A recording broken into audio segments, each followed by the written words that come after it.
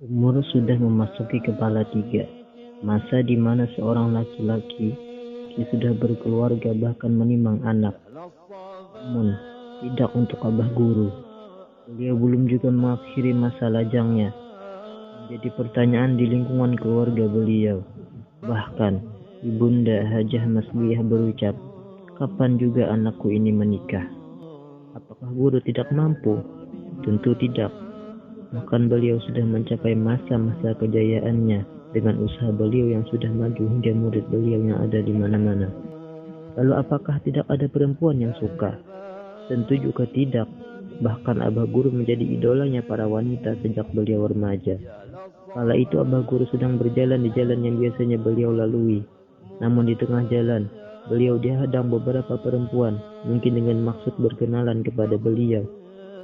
Namun Abah Guru kabur, lari secepatnya sampai-sampai kata beliau, "Aku terjatuh kecomberan." Juga ada riwayat ketika beliau memenuhi undangan maulid dan beliau berceramah di acara tersebut.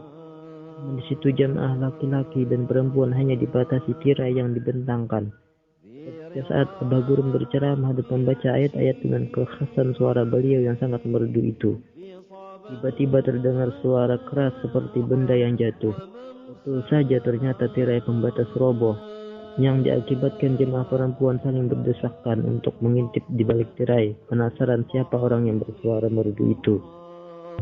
Lantas apa yang melatar belakangnya Abah Guru hingga saat itu belum juga menikah? Sederhananya Abah Guru sudah berada di makam atau kedudukan di mana segala sesuatu harus berdasarkan petunjuk dan perintah dari Rasulullah Shallallahu Alaihi Wasallam. Hari-hari beliau hanya diisi ilmu, amal, ibadah, dan berjuang untuk agama. Akhirnya sampailah masanya di mana beliau telah mendapatkan perintah dari Hadratul Rasul, entah melewat mimpi atau bagaimana.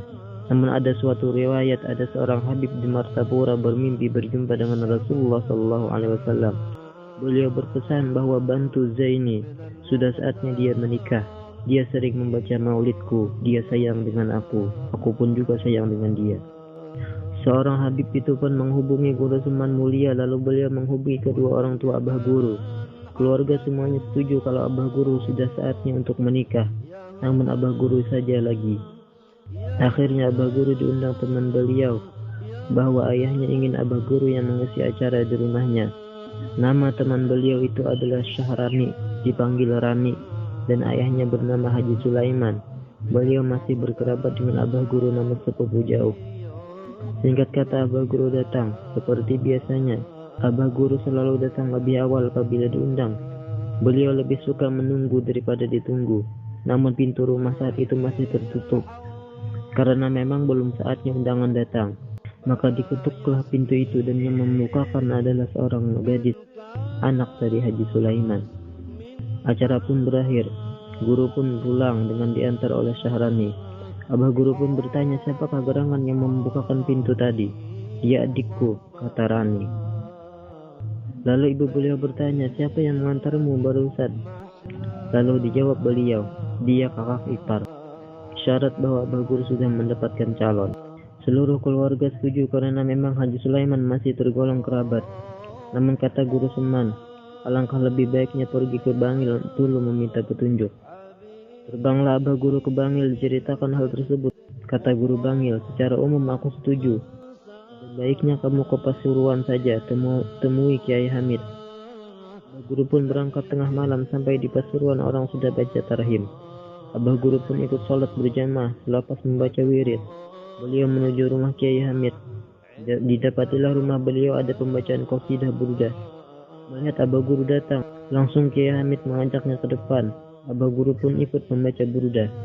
Di sela pembacaan, Kiai Hamid membaca bait syair yang ada di syarah kitab Alfiyah karya Ibnu Aqil yang berbunyi, "Inna abaha wa abaha qad balaga fil majdi ghayataha."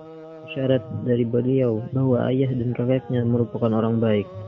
Tanpa menanya, guru pun sudah paham maksudnya. Abah Guru berpamitan dengan Kiai Hamid. Sampainya di keraton Martapura, Abah Guru mengabarkan bahwa Guru Bangil sepakat, dan Kiai Hamid pun demikian. Dilamarlah anak Haji Sulaiman, beliau pun langsung menerima.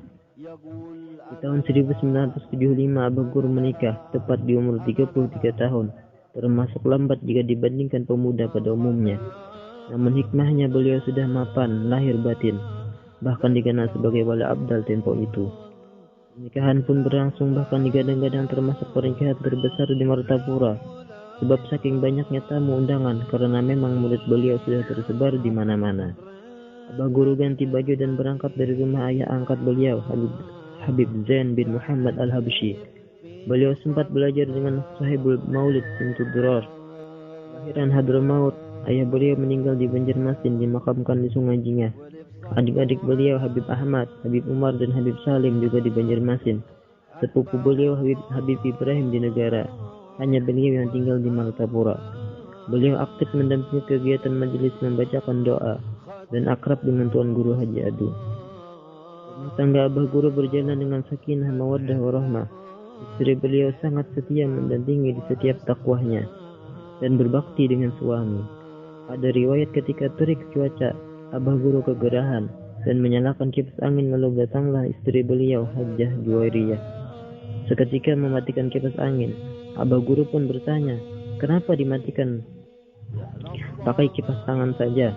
Beliau pun mengipasi Abah Guru dan berkata, biarkan aku mendapatkan berkat sampean. Luar biasa indahnya akhlak beliau. Semoga kita dapat menerapkannya di rumah tangga kita masing-masing. Kini Bunda Hajjah Juwairiyah telah berpulang tepat kemarin. Beliau sudah tenang dan bahagia berkumpul dengan sang kekasih hati.